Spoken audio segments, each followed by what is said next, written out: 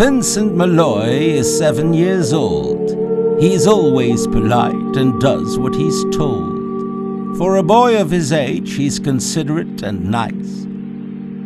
But he wants to be just like Vincent Price.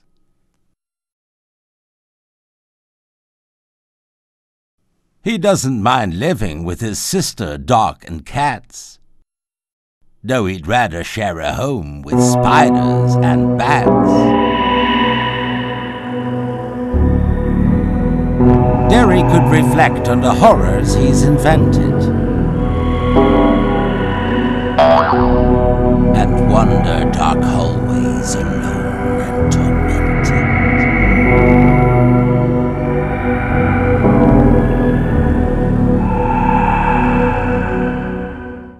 Vincent is nice when his aunt comes to see him.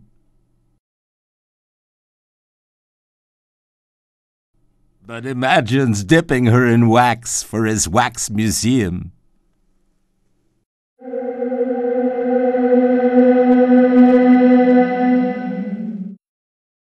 He likes to experiment on his dog Abercrombie, in the hopes of creating a horrible zombie. So he and his horrible zombie dog could go searching for victims in the London fog. His thoughts, though, aren't only of ghoulish crime. He likes to paint and read to pass some of the time.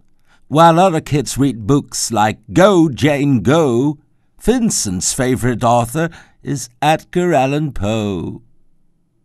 One night, while reading a gruesome tale, he read a passage that made him turn pale. Such horrible news he could not survive, for his beautiful wife had been buried alive. He dug out her grave to make sure she was dead, unaware that her grave was his mother's flower bed. His mother sent Vincent off to his room.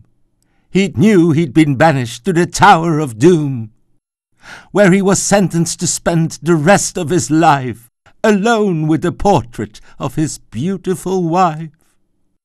While alone and insane, encased in his tomb, Vincent's mother burst suddenly into the room. She said, "If you want to, you can go out and play. It's sunny outside and a beautiful day."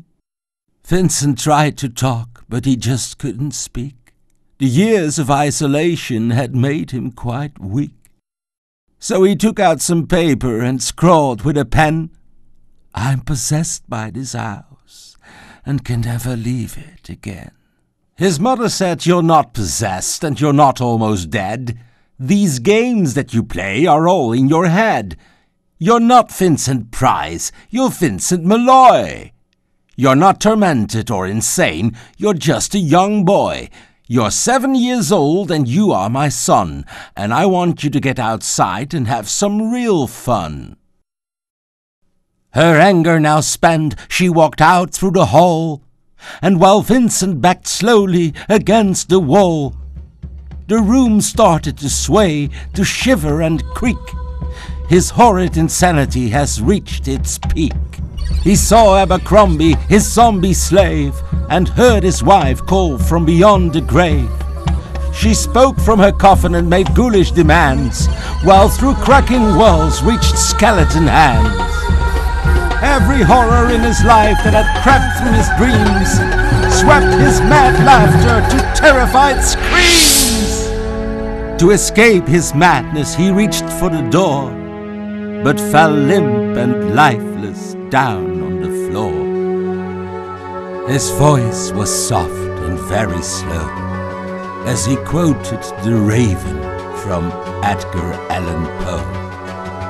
"And my soul from out that shadow that lies floating on the floor shall be lifted, never